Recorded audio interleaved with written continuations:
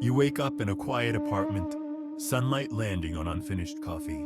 You eat dinner alone, scrolling without urgency, letting minutes dissolve naturally. You plan weekends without checking anyone else's availability or emotional weather. Somewhere along the way, your life stopped orbiting around being chosen. Not loudly, not bitterly, just quietly off minus center from what others seem to chase. People assume something must be missing. They read absence as failure or delay or emotional avoidance, but they never ask how full the silence actually feels. But here's the twist. Living alone long enough doesn't shrink desire. It rearranges time itself.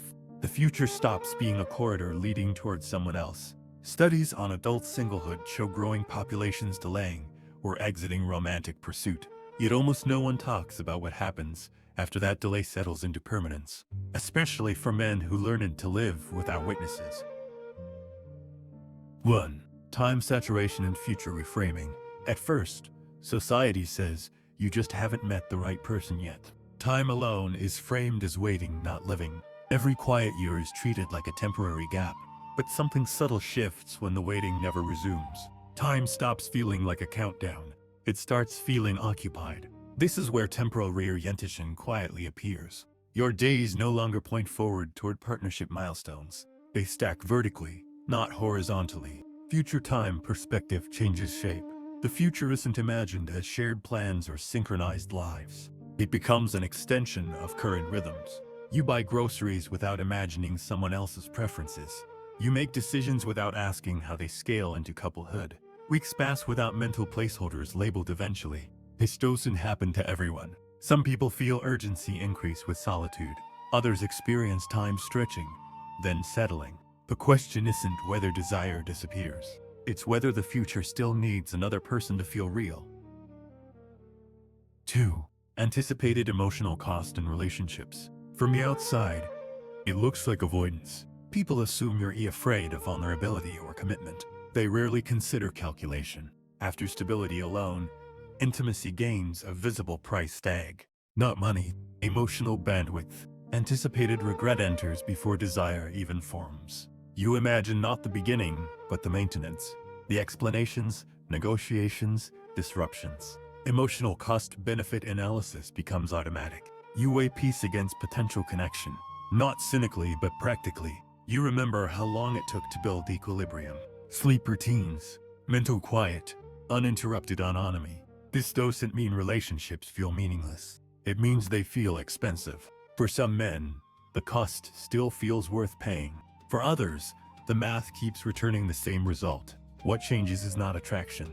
It's tolerance for destabilization. 3. Self-minus concept without romantic validation.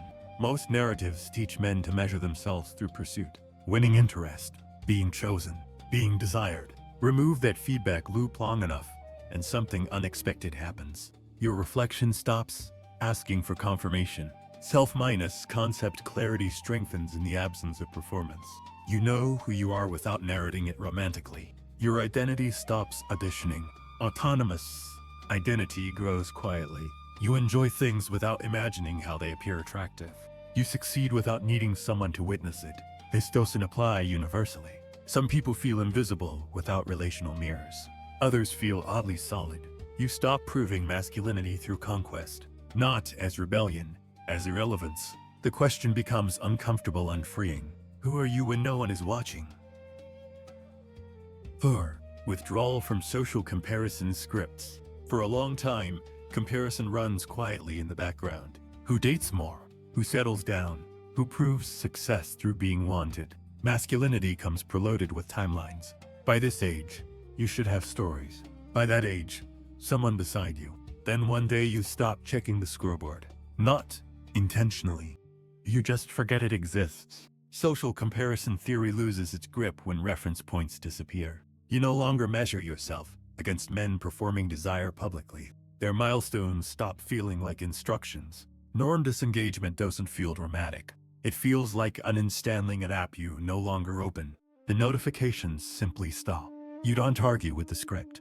You exit it. Some men still feel pulled by status narratives. Others feel relief stepping outside them.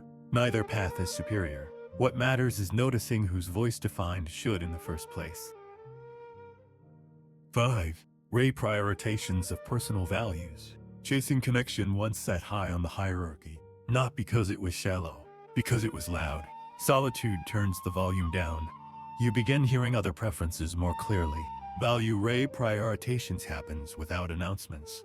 You protect mornings. You guard mental clarity. You avoid unnecessary emotional turbulence. Intrinsic motivation replaces performative effort. You do things because they align, not because they attract. Consistency starts feeling richer than novelty. This isn't anti-minus relationship. It's pro-minus stability. Some people still prioritize shared growth over inner calm. Others choose predictability over intensity. Both choices carry trade-offs. The shift isn't about rejecting intimacy. It's about choosing what kind of life feels sustainable. 6. Meaning construction in solitude. Culture often treats solitude as a waiting room, a place you occupy until real life arrives. But time alone eventually fills itself, not with distraction, with coherence. Meaning minus making begins in repetition. Morning rituals, private goals, unshared reflections. Existential self minus sufficiency doesn't mean isolation. It means your life narrative doesn't depend on romantic chapters. Purpose stands without witnesses. Some men still crave shared meaning. Others find depth in continuity. Neither experience invalidates the other. What changes is the source. Meaning stops arriving through attachment. It emerges through alignment. The question quietly shifts. What makes a life feel complete to you? From the outside, this looks like withdrawal. From the inside, it feels like reorganization. Some see loneliness, others see discipline. Both interpretations miss the internal logic. Modern culture frames male worth through pursuit. Desire equals vitality. Choice equals status. But silence doesn't always signal absence. Sometimes it signals saturation. A life can be full without being shared. That truth unsettles narratives built on constant comparison. Not all fulfillment makes noise. Beyond relationships, this becomes a question of identity. Do you live by inherited scripts or internal calibration? If no one expected anything from you, who would you become? If these questions resonate, stay with this channel, not for answers, for better questions.